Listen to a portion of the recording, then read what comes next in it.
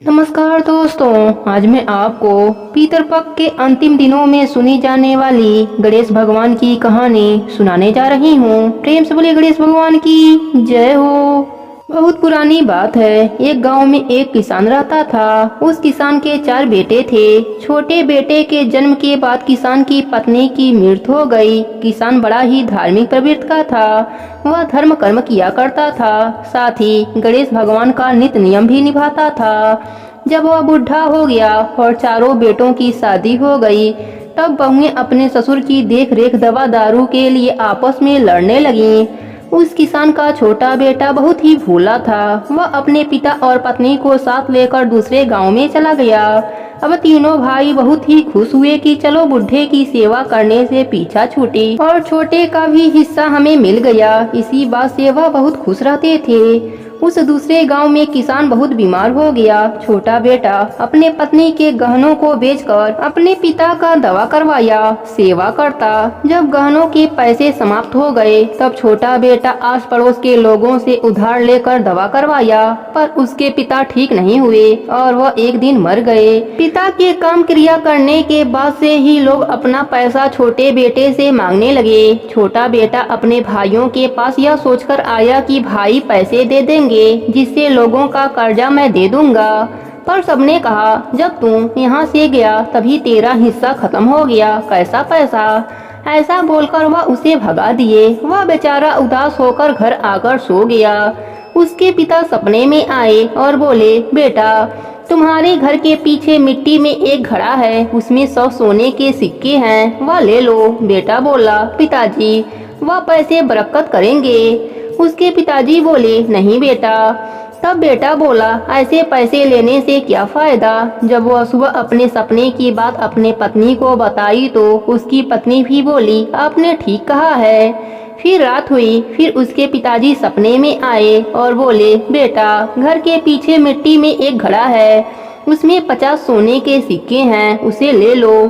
फिर बेटा बोला, पिताजी वह पैसे बरकत करेंगे। पिताजी ने कहा, नहीं बेटा। फिर बेटे ने उस पैसे को लेने से मना कर दिया। अगले दिन फिर उसके पिता सपने में आए और बोले, बेटा तेरे घर के पीछे एक घड़े में 10 रुपए हैं, उसे ले लो। बेटा बोला, पिताजी क्या वह पैसे बरकत करेंगे। पिताजी बोले, हाँ बेटा वह पैसे बरकत करेंगे। बेटा जब सुबह उठा तो सपने की बात अपने पत्नी से कहा। दोनों घर के पीछे खोदने लगे। उन्हें एक घड़ा मिला। उस घड़े में 10 सोने के सिक्के मिले। छोटा बेटा और उसकी पत्नी गणेश भगवान की जयकारा लगाए। फिर पत्नी बोली, इसे ले जाओ, इसे बेचकर उधार चुकता कर दो, और हाँ बाजार से ताजी मछलियाँ लाना, बहुत दिन हो गए कुछ अच्छा हम खाए नहीं। बेटा ने कहा, ठीक है। फिर उसने सुनार की दुकान पर उन सिक्कों को बेचकर सारी उधारी चुकता कर दिया और बाजार से एक मछली खरीद कर लाया। जब दोनों पति पत्नी ने मछली को काटा तो उसमें से 2 मोती निकले। अगले दिन मोती को लेकर बेटा सुनार के दुकान पर गया उसे बेचने के लिए। दुकानदार ने कहा, मैं इसकी कीमत तुम्हें नहीं दे पाऊंगा। धीरे धीरे यह बात बढ़ती गई और राजा के पास पहुंच गई। राजा के आदेश पर 2 सिपाही बेटे को पकड़कर राजा के पास लाए। राजा ने जब वह मोती देखा तो बहुत प्रसन्न हुआ। छोटे बेटे से मोती ले लिया और उसके बदले में बहुत सा धन छोटे बेटे को दिया। छोटा बेटा बहुत धनी हो गया। अब वह सेठ कहलाने लगा। अब वह खूब दान पुण्य करता, भूखों को खाना खिलाता। उसका यश चारों दिशाओं में फैलने लगा। इधर तीनों भाइयों के दिन फिर गए। वह खाने के लिए भी अन्न नहीं ला पाते। किसी दिन उनका पेट भरता तो किसी दिन भूखे ही सो जाते। एक दिन उन्होंने सुना कि दूर एक गांव में एक सेठ भूखों को खाना खिला रहा है, साथ में धन भी दे रहा है। तो तीनों भाइयों ने वहां चलने के लिए निकल गए। वहां पर पहुंचकर देखा तो उन्हें पता चला कि यह तो छोटा है जो आज इतनी अमीर हो चुका है। उन्हें याद आया कि हमने कैसे उसे घर से निकाल दिया था जब वह पिताजी के दवा के पैसे मांगने आया था।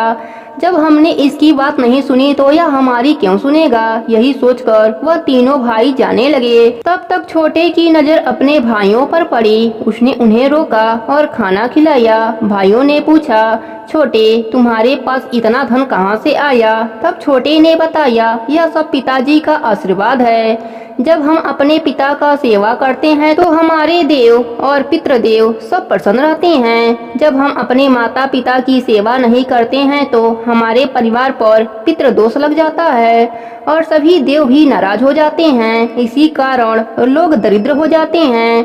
आज तीनों भाइयों को अपने किए गए गलती का एहसास हुआ और हाथ जोड़कर छोटे भाई से क्षमा मांगने लगे। छोटे ने कहा, भाई क्षमा मुझसे नहीं पिताजी और भगवान से मांगिए। हे पितृदेव, हे गणेश जी, जैसे आपने छोटे पर अपनी कृपा करी वैसे ही अपने सभी भक्तों पर अपनी कृपा बनाए रखना। प्रेम से बोलिए पितृदेव की जय हो, गणेश जी की जय हो।